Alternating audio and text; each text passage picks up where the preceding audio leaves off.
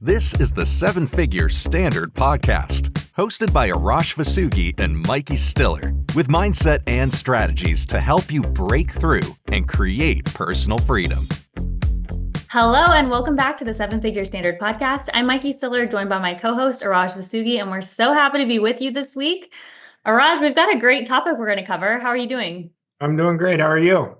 I am doing good as well. We're just coming off of our Transform Live event, which was incredible. And one of the biggest takeaways that our clients in the room had was when you talked about hidden commitments. Will you tell everyone what that is? A hidden commitment is something from our past that we don't want to look at, that is the biggest sabotager of creating the future we want.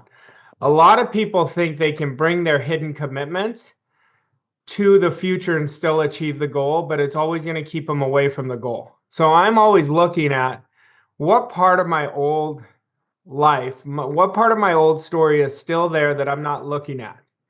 And the hidden commitment for people could be procrastination is a hidden commitment. They think they can still procrastinate. Discipline is a hidden commitment.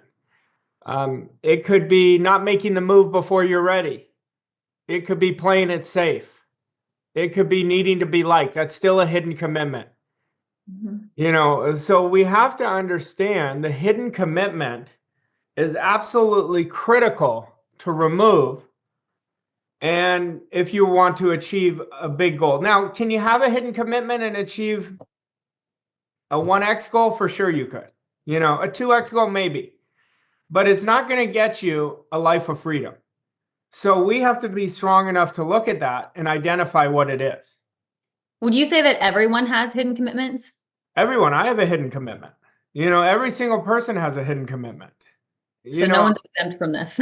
No, because even when we grow, there's another level of a commitment that we have to peel the layer.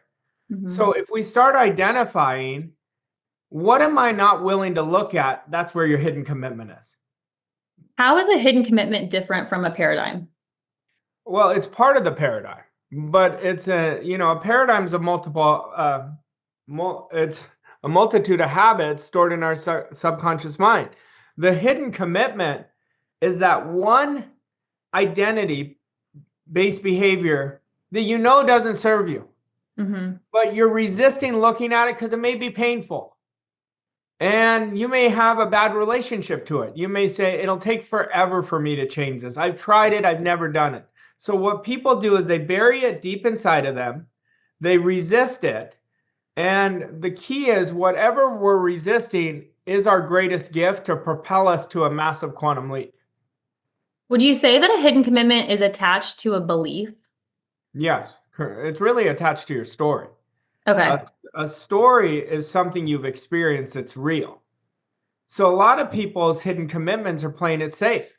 They're playing not to lose instead of winning. And we have to, I've said this many times, we have to be willing to lose in order to win. And so we've got to look at our want, okay? Our want, we have to match the mental equivalent of what we want. The key is for us to build the mental equivalent of the characteristics of that person. So if somebody is working on a big goal and they're disciplined Monday and Tuesday, then by Wednesday afternoon, they're like, I'm coasting to the weekend. That is never going to get them to the big goal. That person should ask themselves, why am I wasting so many hours? And so the key is, the man who conquers doubt and fear conquers failure. So a hidden commitment could be, I don't believe in myself. Well, we've got to do something about it. The hidden commitment is absolutely crucial to creating what we want, to creating the future we really desire. You just mentioned that you have to be willing to lose. And I think we've done an entire episode on that. We've certainly talked about it on the podcast, where all the greatest winners are willing to lose and willing to fail and even look to fail every day. Does a hidden commitment come from the way that you deal with failure? Yeah, it's your relationship, to failure. Like failure is the biggest illusion. It is the biggest illusion. no elite performer even puts their eyes on failure. They don't put their emotions on failure. They're looking at using failure as fuel, but they don't let it stop them. The people who have a bad relationship to failure, it literally puts them stuck in quicksand, like they're paralyzed. They can't move. They are so emotionally involved in failure. I had a client the other day because I shared this story at the seminar. Still to this day, it bothers me. I was in a playoff game in basketball. I had my best game. I had over 30 points, but I missed 2 free throws. It still bothers me. So anyway, he asked me this question. He goes, I'm always number 2. I always finish second place. And he goes, what is the difference? I said, well, I didn't let my disappointment define me. You're letting it define you. So that's his hidden commitment. So he's training himself always never being number 1. And I've never trained myself that way. I didn't let it define me. It still bothers me. When I'm talking about it, it still bothers me. I could remember the ball going around the rim. Like I thought it was in. I mean, it bothers me like you wouldn't believe, but I didn't let it define me. It was just one of those moments, right? So we don't want to look at, and everything is interdependent of the next thing. That was just an event. It wasn't who I was. It's not who he was. That's what I shared with him. But if that is the hidden commitment, guess what? We're training ourselves. I'm never good enough. I can never be number 1. So that hidden commitment becomes his story. His story becomes his identity, and that's going to continue being the result unless you let it go and change it. Yeah. So now that we've covered what a hidden commitment is and the fact that all of us have them, what is the best way to uncover what your hidden commitment is? Look at what you're resisting the most. Look at what you're not willing to look at. Everyone knows what their hidden commitment is. While we're talking about this, Like if you're honest with yourself, Now you want to write a clear statement of the opposite. So let's say somebody's hidden commitment is, I'm always procrastinating. And so you would write a statement that says, I'm so happy and grateful now that I have an attitude of urgency. Every time I have resistance, I do it now. I disrupt comfort on a daily basis. Then what you want to do with that is you want to read that statement, close your eyes, and see yourself behaving like that person. And then the rest of the day, that statement of the opposite is how you're going to think, feel, and act. And if you do it, I'm telling you, if you do it for 7 days and keep stacking 7 days of being that person, you're going to change that hidden commitment and you're going to open yourself up to a whole new world of possibilities. So one of our most loved episodes that we've ever done on the podcast was on double binding message. And I'm interested to hear you talk about how a double binding message and a hidden commitment are either intertwined or work together, or compare the two for me. Well, double binding messages are a multitude of messages. Like if somebody wants to create a significant amount of success from where they are, they can't doubt. Doubt would be a double binding message. Or they keep doing the same behaviors, even though they say, I'm going to create a massive quantum leap in the next 90 days. They don't change their behaviors, double binding message. If they want wealth and all they do is think in lack and limitation, double binding messages. A hidden commitment is the core of the one identity that you're not willing to change. You're not willing to look at because you're assigning a level of difficulty to it. It may be painful to look at it because it's going to take work to change it. But that work is what's going to create the magic in somebody's life. Does the double binding message come from the hidden commitment? It can come, Okay. but the double binding messages can come from the environment. It could come from the outside. So the double binding message is in your thinking. The hidden commitment is a part of your story. Okay. That's the big difference. So if everyone listening remembers your story, 20 years ago, you told your mentor that you were the most undisciplined person. You said, you're going to have discipline. You said, I'm the most undisciplined person. I don't know if I can do that. That was your hidden commitment at the time. That was my hidden commitment. Okay. Yeah. So then what did you do to overcome that? Because I think that's a pretty common one. Well, for me, I had enough reason to work on it because the reason was he said, you're never going to be successful if you don't build discipline. And I was so inspirationally dissatisfied that I was so sick and tired of being sick and tired that I put a lot of attention on building discipline. So the hidden commitment, we're going to have to put a lot of attention on to change it. But the thing we've got to understand is I value this and believe this in every cell of my being. If I don't take care of my hidden commitment, I'm not going to create the future I desire. Now, that should give everybody enough reason to put their antennas up and say, oh shit, I better work on this. Yeah. Because you could work as hard as you're working. You could work more effectively than you worked.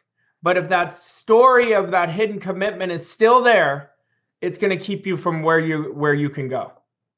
How much weight do you think that just the awareness of your hidden commitment carries? Just, becoming aware of what a hidden commitment is first, and then what yours is. How much of the fight does that take over, and as far as overcoming it? I mean, awareness is everything. Once it's in your awareness, you could do something about it. The reason people at our Transform event kept talking about it over and over again, because it was, oh my God, this is it. Like it was it for me. I can't believe we haven't even talked about this. I can't either. I honestly, the reason I asked that question is I feel like the battle's half won once you just know what it is. Yeah, I mean, it is so important. That's why I write out my story every day. And people go, you write it out every day? Yes, I write it out every day. I write it out because I want to get my magnificent obsession to be my future self, not my past self. And whenever a hidden commitment comes up, I love it. I love it because I love working on my weaknesses. That is a huge part of my weakness. Mm-hmm. So once I'm aware of it, I could do something about it. But if I'm not aware of it, I'm going to constantly be in harmony with the double binding messages. Because if we really look at it, the hidden commitment is what creates a lot of the double binding messages. It doesn't create all of them, because you could get a double binding message if you're not thinking and somebody else dumps an idea inside of you. So, but the hidden commitment is something we really need to attack. We need to look at it, and don't look at it as, oh my God, I have it. Look at it as I get to work on this and it's going to break me free. And what is your number one recommendation for how to attack it and overcome it? Just kind of like what I said earlier, is you want to write out what the hidden commitment is, then write the opposite into a statement. Mm-hmm. Let's say somebody has a hidden commitment. I'm afraid to make the move before I'm ready. Like we did a podcast on that. Mm-hmm. Or their hidden commitment is I'm inconsistent. Okay. So you'd write the exact opposite. I'm so happy and grateful now that I act on ideas right away. Once you do that, you start seeing yourself behaving that way in your mind first. You've got to get a clear picture, and you get emotionally involved in seeing yourself having those behaviors. Then the rest of your day, it is an obsession. You will start thinking from the opposite of the hidden commitment, and you keep attacking it, and you don't stop, and you use deliberate practice with it where you drill it until it becomes a part of your identity, where it would be harder not to do than to do. That's how you can overcome the hidden commitment. And I feel like this is a question that often comes up when we talk about achieving anything, but how long does it usually take to overcome a hidden commitment? It depends how emotionally involved you get. Like I've changed hidden commitments in days. Others have taken months. Mm-hmm. It depends how you attack it. Like if you say, this is what I'm doing no matter what, it's going to break you free. See, we've got to understand nothing comes to us. It always comes from us. Now, this is where people have a hard time understanding this philosophy. They're constantly waiting for something to come to them. That's not what happens. Everything that's coming to us right now in our life is a mirror of the deepest part of our programming inside of us. So if we don't like what's showing up, we have to change the inside. And most people study this. They say, I know this. Well, look at your results. Your results will tell you how well you know it. But what you have to understand is your results are a mirror of exactly what's going on inside of you, what the dominant belief is inside of you. And when we understand that, then we could do something about it. And what kind of accountability do you put in place whenever you're working on a hidden commitment to make sure that you're on the right track? I always work on the power of 5 with everything I do. And we've talked about the power of 5. I make sure the decisions are in harmony with the new commitment. I make sure my standards are in harmony with the new commitment. I make sure I think, feel, and act from the new commitment. I make sure my attitude is aligned with the new commitment. And I make sure the decisions I make are aligned and the disciplines are aligned with that. And that's what I do. And so every day are you running through and you're like, okay, today I did well. Today, maybe I got off track, but tomorrow I'll get back on track. Yeah, but if I didn't do well, I like looking at where did I fall off? What was the trigger that caused me to go back to that hidden commitment? Because that's where the story is. The trigger, oh, I got tight. Oh, what if it didn't work? Whatever the story around that trigger was. I love finding the triggers because then you could say what caused the triggers is some belief, and that's part of your story. So I don't just say I didn't do it. I want to know what caused me not to do it. There was some trigger that is part of the deeper hidden commitment.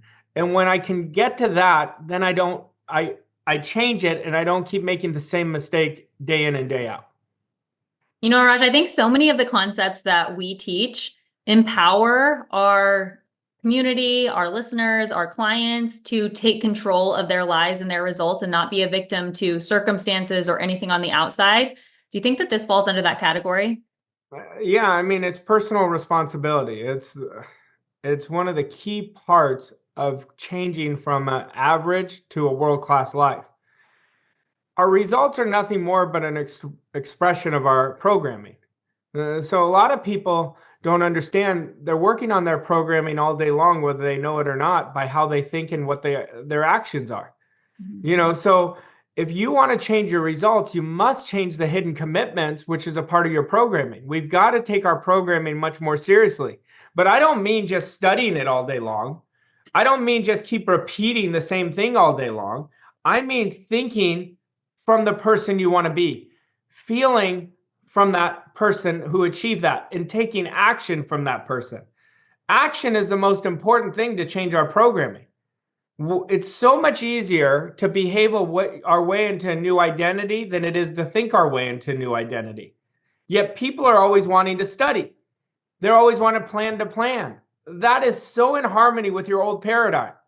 Because your old paradigm knows they're not going to do it long enough. They're not going to do it long enough. But when you take action, it creates an emotional experience, a visceral experience that you've done it. And if you could do something once, you could do it again and again and again. So it's about becoming the person we want one day at a time. I don't try to do 30 days growth today. What I do is be better than I've ever been today. And when you do that and you stack it, I call it master stacking. You keep stacking it over and over and over and over and over. And then again, over and over again. That's where the massive improvements are going to be. You know, our unofficial motto at Voss Coaching Co. is do the work. And you often talk about doing the real work. And I think that discovering and changing your hidden commitments falls under doing the real work, where so many times people want to commit to reading books or gathering more information, and they think that that's doing the work on themselves to make themselves better.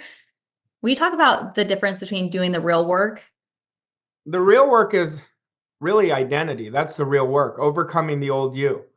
The fake work is knowing about it. Like listening to our podcast, I'm glad you listened to it. But implementing them, what we're working with you on, is the real work. Knowing about it isn't the work. So there's a difference between knowing and experience. There's so much information that you have access to with the way the world is right now. But when you've experienced it, means you've done it. That's where the change happens. Which is exactly why we end every episode with an action step. And Arash, will you give us an action step for this week? Yeah, there's something you're resisting right now. That is your hidden commitment. And stop burying it down.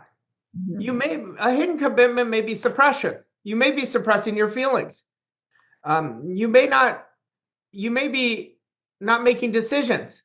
So find out what your hidden commitment is, and then write out a statement of the exact opposite. And hold yourself accountable to be that statement. Be every word of that statement. And then by the end of the year, I promise you, you're going to start drawing something completely different if you will open the space to remove that hidden commitment. So good. Arash, thank you. And thanks to all of you. If you enjoyed today's episode, please leave us a rating and review. Share this with your friends and family, and we'll see you next week on another episode of the 7-Figure Standard podcast. Thanks, Arash. Thanks, Mykie. Thank you for listening to this episode of 7-Figure Standard. We hope you found the insights and strategies helpful on your journey to success. If you enjoyed this episode, please leave us a rating and review on your favorite podcast platform to help us reach more people like you. To learn more about Arash and Mykie and how Voss Coach & Co. can help you achieve your goals and reach new levels of success, visit vosscoachandco.com. Thank you again for listening, and we'll see you on the next episode of 7-Figure Standard.